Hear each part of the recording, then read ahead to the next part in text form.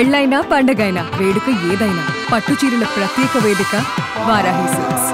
సరే ఇవన్నీ తర్వాత 2019లో మీకు టికెట్ వచ్చింది. అప్పుడు కదిరి సీఏగా ఉన్నారు నాకు తెలిసి.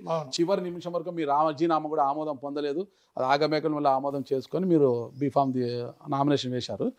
ఇప్పుడు సార్ ఎంపీ అయిన తర్వాత మీ ఆస్తులు ఎంత అయిందో నేను అడగట్లేదు సార్.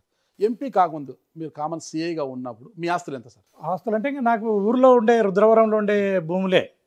అవి ఇద్దరికి అన్నదమ్ములకు పంచుకుంటే 30 ఎకరాల భూమి ఉంటుంది, 35 ఎకరాల భూమి ఉంటుంది. పెద్ద టేకూరులో ఆడ రుద్రవరంలో కలిపి ఇద్దరం అన్నదమ్ములం పంచుకోవాలి. దాన్ని అదే ఉమ్మడిగానే ఉంది.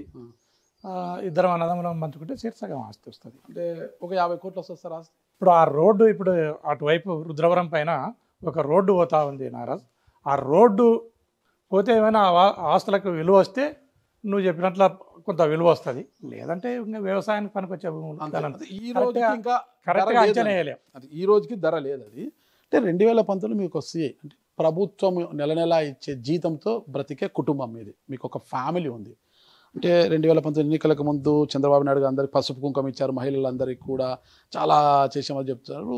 ఎటు అనేది ఇంకా అటు ఇటు పాలిపోలే. అంటే జగన్మోహన్ రెడ్డి పాదయాత్ర చేసింది అటా ఇటా అని జరుగుతుంది. అసలు ఏ ధైర్యంతో మీరు ఉన్న సిఐ ఉద్యానికి రాజీనామా చేసి ఎంపీగా నామినేషన్ వేసేశారు? అసలుకి ఒకవేళ బొమ్మ ఇటు తిరుగుబడి ఉంటే ఏంటి పరిస్థితి? మీ ఫ్యామిలీ పరిస్థితి ఏంటి అసలు?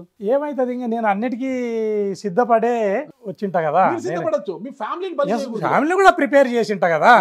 ఫ్యామిలీ కూడా ప్రిపేర్ చేస్తా. ఆ రోజుకు తల్లిదండ్రులు ఉన్నారు, నా తమ్ముడు ఉన్నాడు, రాజకీయాలకి ఎంటర్ అయ్యేటప్పటికి సిస్టర్స్ ఉన్నారు, భార్య పిల్లలు ఉన్నారు. అందరికీ తెలిపిన తర్వాతనే రావటం జరిగింది కదా. అందరినీ ప్రిపేర్ చేసే రావటం జరిగింది. దీంట్లో ఉండే కష్టాన్ని నష్టాన్ని అన్నిటినీ ఎదుర్కోవడానికి సిద్ధపడే రాజకీయాల్లోకి రావటం జరిగింది నారాజ్.